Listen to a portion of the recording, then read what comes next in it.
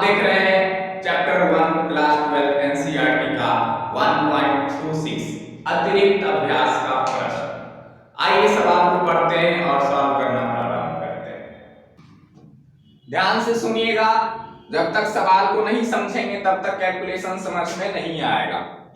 Question कह रहा है 1.27 दिक् स्थान के किसी क्षेत्र में विद्युत क्षेत्र सभी जगह, दिक् स्थान मतलब जो प्लेस दिया हुआ है प्रॉपरली, वहां पर एक तो क्षेत्र है, ठीक है, विद्युत क्षेत्र बना हुआ है और वहां पर जो भी आवेश उपस्थित है और उसके कारण जो विद्युत क्षेत्र क्रिएट हो रहा है उसकी दिशा जो है वह जेड अक्ष के अनुदिश दे रखी है, परंतु विद्युत क्षेत्र का परिमाण जो है वह नियत नहीं है।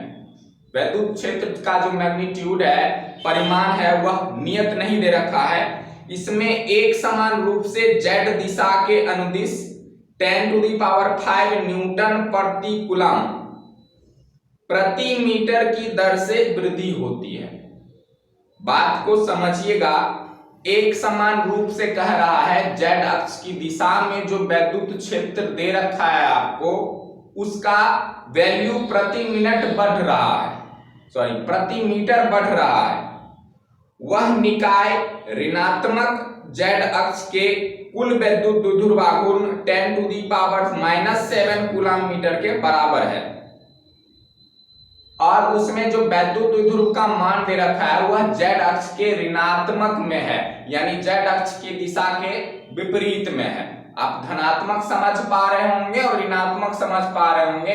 कोई ओरिजिन पॉइंट होता है, उससे धन आवेश की ओर जो होता है एक्सिस लेते हैं, हम उसको जेड एक्सिस कह सकते हैं। उसके जस्ट अपोजिट में जो है वह हम जेड अक्ष का ऋणात्मक दिशा ले सकते हैं। उसी दिशा में आपको विद्युत द्विध्रुवाघूर्ण का वैल्यू दे रखा है जो कि है 10⁻⁻7 कूलम मीटर। अब इसमें पूछ रहा है आपको उस विद्युत द्विध्रुव पर कितना बल लगेगा और विद्युत द्विध्रुव पर कितना बल आघूर्ण का अनुभव होगा, इसका वैल्यू आपको क्रिएट करके बताना है। तो सॉल्व कीजिएगा इसको बहुत ही आसानी से और ध्यान पूर्वक। सबसे पहले तो हम एक्सिस बना लेंगे। अब उसके लिए क्या करना होगा, सबसे पहले देखिएगा इधर Q आवेश है माना की, और इसका जो है विद्युत क्षेत्र आपको जेड एक्सिस में दे रखा है, इसकी दिशा ये जेड एक्सिस मान लो, और इसके विद्युत क्षेत्र की दिशा जो है वह आपको जेड एक्सिस में दे रखी है। प्रॉपरली आप देखते हैं कि इधर हम ले सकते हैं एक्स एक्सिस या वाई एक्सिस ले सकते हैं, इधर हम ले सकते हैं जेड एक्सिस, एक्स एक्सिस ले सकते हैं, जेड एक्सिस इधर ले लिए। जनरली आप तीनों में से किसी भी दिशा में ले सकते हैं। अब ये लाइनिंग जो है सर, ये लाइनिंग है इन दोनों एक्सिस पे परपेंडिकुलर, कुछ इस तरह से। बात समझ पा रहे होंगे आपके शकल के तरफ, क्लियर है। यहाँ पर देखिए ये जेड एक्सिस है, इसलिए मैंने इसको प्रॉपरली लाइन से डिनोट कर दिया है, और इसमें विद्युत क्षेत्र नहीं दे रखा है आपको क्वेश्चन के अनुसार, क्लियर है। तो ये जो विद्युत क्षेत्र है माना कि इसका टोटल जो है डायरेक्शन दे रखा है आपको किधर, जेड एक्सिस की दिशा में। अब देखते हैं उस दिशा में कह रहा है कि प्रति मीटर विद्युत क्षेत्र का मान बढ़ रहा है, यानी प्रॉपर्टी आप इस तरह से लिख सकते हैं आप dE/dz, मतलब कि ये हो गया डिफरेंशिएट फॉर्म में लिखा गया है। विद्युत क्षेत्र जो है वह जेड एक्स की दिशा में प्रति मीटर बढ़ रहा है, यानी स्मॉलेस्ट वैल्यू होगा। अब ग्रेटेस्ट के लिए क्या करना पड़ेगा, उसका डिफरेंशिएशन वैल्यू में इसको लिख सकते हैं हम 10⁻⁵ कितना हो जाएगा 5 न्यूटन प्रति कूलम। ये आपको विद्युत क्षेत्र का मान दे रखा है। जब न्यूनतम वैल्यू दी हुई होती है तो उसको डिफरेंशिएट करके हम क्या करते हैं, उसका एक्चुअल वैल्यू निकाला जाता है। तो छोटा सा वैल्यू है ये दिया हुआ, इसलिए dE/dz लिखा गया है। अब इसमें पूछ रहा है आपको विद्युत द्विध्रुव जो दे रखा है वो इधर देखिएगा जेड अक्ष के विपरीत दिशा में, ऋणात्मक दिशा में, छोटे छोटे डॉट से दर्शाया जा रहा है। इधर है जेड डैश ले सकते हैं इसको, है ना, ये हो गया जेड अक्ष का ऋणात्मक दिशा, और इधर आपको P का मान दे रखा है कितना 10⁻⁻7 और न्यूटन कूलम मीटर होगा ना, कूलम मीटर, ये 10⁻⁻7 कूलम मीटर। चूंकि ये ऋणात्मक दिशा में है इसलिए इसके आगे माइनस आप लगा सकते हैं। तो यहाँ पर माइनस दे रहे हैं हम, ठीक है। माइनस से सिर्फ हमको डायरेक्शन का पता चल रहा है कि जेड एक्सिस के विपरीत दिशा में वैद्युत द्विध्रुव आघूर्ण का मान दे रखा है। अब यहाँ पर आपको बल कह रहा है निकालने के लिए, तो सिंपली आप लोग पढ़े हुए हैं F बराबर किसी वैद्युत क्षेत्र में वैद्युत द्विध्रुव पर लगने वाला बल जो होता है वह QE के इक्वल होता है। तो सर यहाँ पर Q तो प्रॉपरली है नहीं, तो यहाँ P मतलब क्या होता है वैद्युत द्विध्रुव आघूर्ण, और इसमें दो चार्ज होते हैं, क्लियर है। और दोनों चार्ज को हम Q से ही लिख सकते हैं, माइनस प्लस तो है डायरेक्शन के फॉर्म में दिया हुआ, तो हम यहाँ QE के बदले F बराबर क्या लिख देंगे, F बराबर PE लिख देंगे। तो यहां से आप निकाल सकते हैं इसका मान, F बराबर कितना हो जाएगा, दिया हुआ यहाँ पर देखिए Px के लिए देखेंगे तो Px में विद्युत द्विध्रुव है ही नहीं, Py में भी विद्युत द्विध्रुव है ही नहीं, और Pz में आपका वैल्यू दे रखा है कितना, -10⁻⁻⁷ कूलम मीटर, ये वैल्यू है। तो सिंपली आप फॉर्मूला लगाइए बल के लिए, F बराबर Pz और प्लस इंटू में क्या हो जाएगा, इंटू में हो जाएगा DE अपॉन में dz, क्लियर है। यहां से वैल्यू रखिए कितना हो जाएगा, -10⁻⁷ और इंटू में कितना हो जाएगा 10⁵ न्यूटन प्रति कूलम।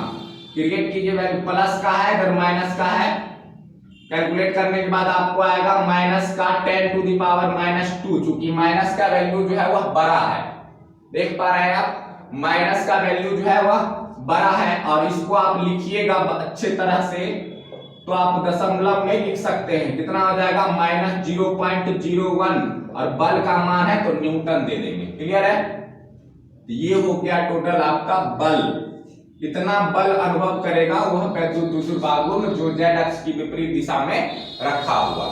दूसरा क्वेश्चन कह रहा है कितना बल आघूर्ण होगा, बल आघूर्ण कितना अनुभव करेगा। तो बल आघूर्ण क्या होता है, आघूर्ण का मतलब होता है वैद्युत क्षेत्र में वैद्युत द्विध्रुव के घुमाने की प्रवृत्ति को बल आघूर्ण कहते हैं, और उसको टाउ से लिखा जाता है। टाउ मतलब हो गया वो हुआ बल आघूर्ण, टाउ मतलब हो गया बल आघूर्ण, और बल आघूर्ण का फॉर्मूला होता है PE sin theta. Sine theta क्या होगा, कितना एंगल घूमेगा उसके जगह पर हम थीटा का मान रखेंगे।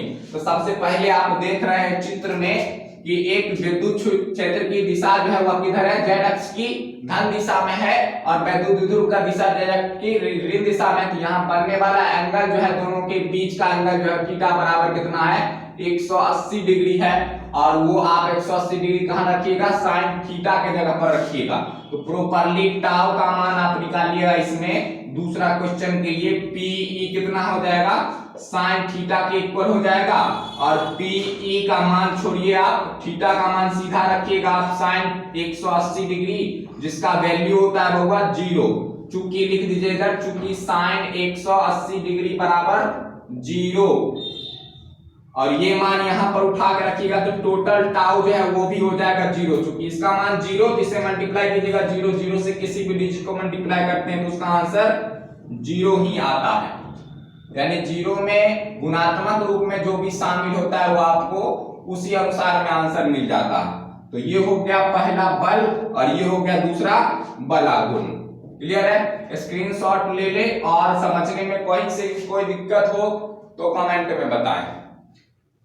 इसके बाद देखते हैं हम लोग 1.28 क्या कह रहा है। इसमें 3 क्वेश्चन कथनानुसार दे रखा है, प्रॉपर आपको समझना है, ध्यान से समझिएगा बात को। इसको इरेज कर दे, फिर देखिएगा 1.28 में 1 नंबर क्वेश्चन क्या कह रहा है। 1.28 का A नंबर, किसी चालक A जिसमें चित्र 1.36 अतिरिक्त अभ्यास का 1.28 नंबर में कुछ चित्र दे रखे हैं आपको 1.36 करके, और 2 चित्र है A और B करके दे रखा है। चित्र बना रहे हैं, देखिएगा, सेम तो नहीं बना लेकिन समझ लीजिएगा अच्छी तरह से।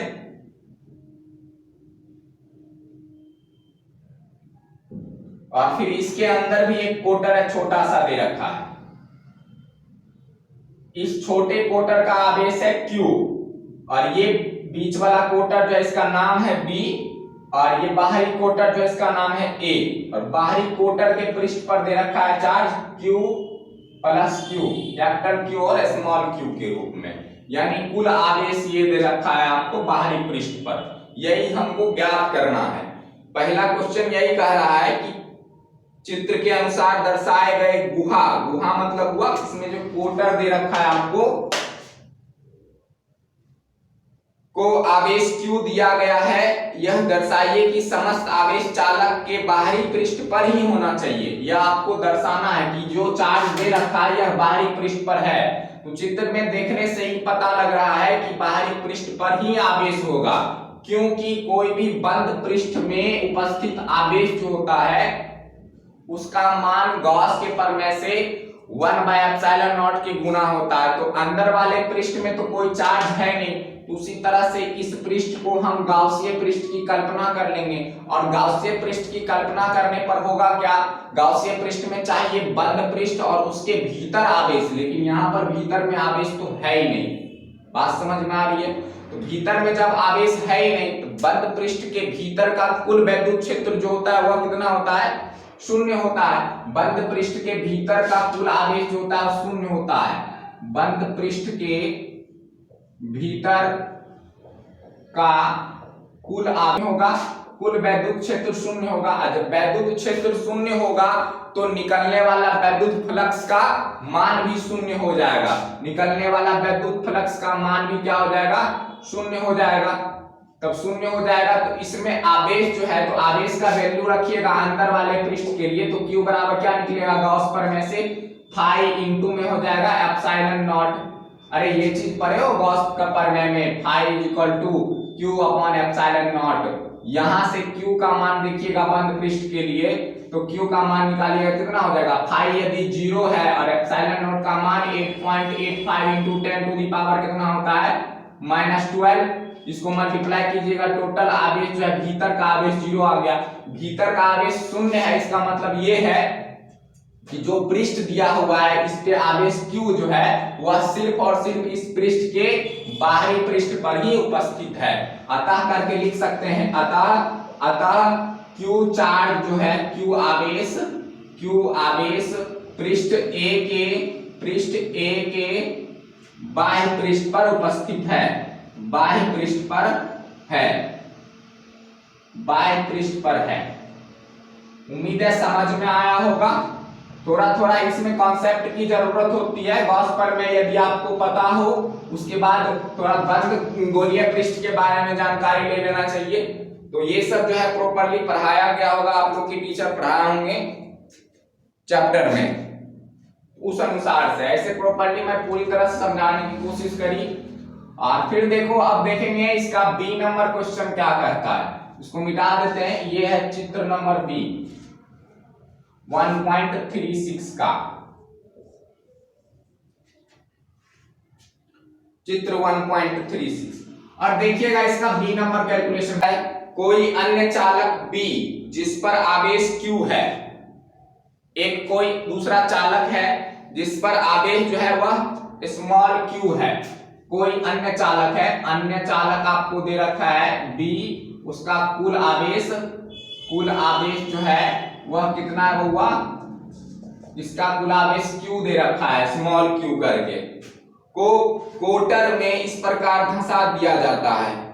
देख रहे हैं आप चित्र यहाँ पर जो है, इसमें 1.36 के B वाले में एक ठो B पृष्ठ है, उसमें एक ठो कोटर है, और उस कोटर पर टोटल चार्ज जो है वह कितना है, Q। देख पा रहे हैं आप, थोड़ा बड़ा लिख रहा है, इधर देखिए, B में कुल आवेश जो है वह कितना है, Q दे रखा है, उसको धंसा दिया गया इस प्रकार, चालक B चालक A से विद्युत रोधी रहे। अब इस Q चार्ज वाले कोटर को B में इस प्रकार से धंसाया गया है कि ये वाला पृष्ठ और इस वाले पृष्ठ में के बीच का जो फासला है ये विद्युत रोधी रहे। विद्युत रोधी रहे मतलब कि यहाँ पर जो है विद्युत क्षेत्र पूरी तरह से क्रिएट नहीं हो रहा है, इसका मतलब ये हुआ। और यह दर्शाइए कि चालक A के बाह्य पृष्ठ पर कुल आवेश Q प्लस Q है। ये आपको क्वेश्चन में दे रखा है कि दर्शाइए कि A के पृष्ठ पर कुल आवेश जो है वह कितना है, वह Q प्लस Q है। ये आपको दर्शाने के लिए बोल रहा है, ठीक है। तो देखिए इसमें किस प्रकार से करते हैं। फिर क्या करेंगे, इसमें एक गाउसियन पृष्ठ की कल्पना करेंगे और सबसे पहले यहां पर देखते हैं हम कि A पर कुल आवेश ले लेते हैं। यहाँ पे A के आंतरिक पृष्ठ पर, इधर लिख रहे हैं भाषा में, सुनिएगा ध्यान से। A के भीतरी कोटर पे उपस्थित आवेश, कोटर पर उपस्थित कुल आवेश Q1 है और बाह्य पृष्ठ पर कुल आवेश जो है वह ले लेते हैं कैपिटल Q1 के बराबर। बाह्य पृष्ठ पर कुल आवेश कैपिटल Q1 के बराबर। साथ साथ चित्र को भी देखते जाइएगा ताकि समझने में आसानी हो। इसमें यह मान लिया गया कि भीतरी कोटर पर उपस्थित आवेश Q1 है और बाहरी पे उपस्थित आवेश Q1 है, ठीक है। दोनों पे स्मॉल q1 और कैपिटल Q1 से दर्शाया गया है। तो A पर कुल आवेश कितना हो जाएगा, A पर कुल आवेश जो है वह कैपिटल Q के बराबर होगा, जो कि होगा Q1 और प्लस Q1 के, स्मॉल q1 और कैपिटल Q1 के बराबर होगा। अब देखिएगा इसमें कह रहा है कि भीतर का अगर चार्ज देखें हम तो गाउसियन पृष्ठ की कल्पना करने से B पर कुल आवेश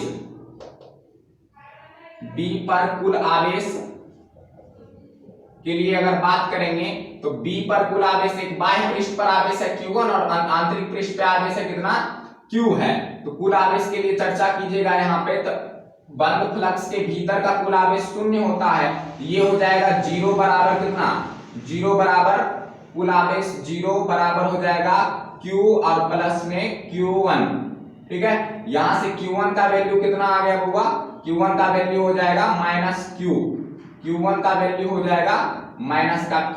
अब ये मान उठा के यहां पर रख देंगे, इसको मान लेते हैं समीकरण 1।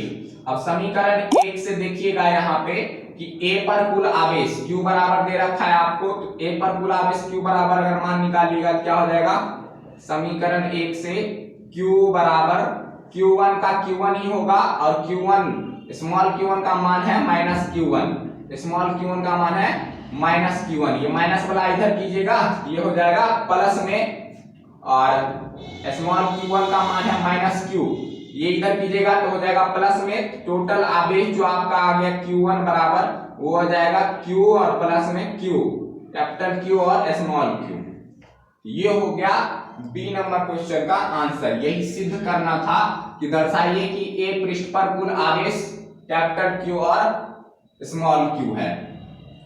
नहीं समझ पा रहे होंगे तो कमेंट में बताइएगा।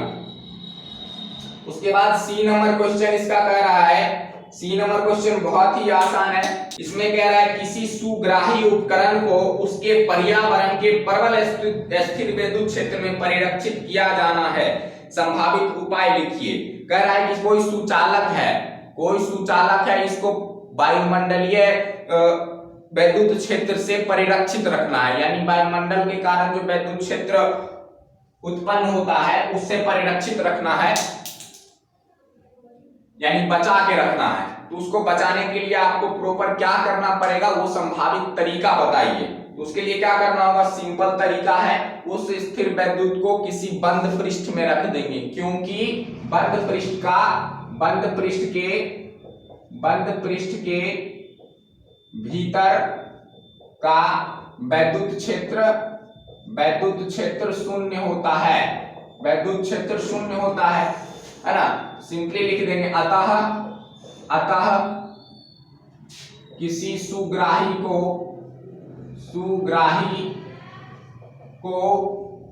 पर्यावरण के वैद्युत क्षेत्र से बचाए रखने के लिए या परिरक्षित करने के लिए उसे किसी बंद पृष्ठ में रखना होगा। उपाय ही पूछ रहा था आपसे, तो आप उपाय लिखिए। रखना होगा। क्लियर है? ये हो गया 1.28 का सी नंबर का आंसर। मिलते हैं नेक्स्ट वीडियो में। प्रॉपरली इसी तरह से अभी चल रहा है अतिरिक्त अभ्यास का सेशन, और इसमें लगभग 1 2 3 4 5 6 सवाल और बचे हुए।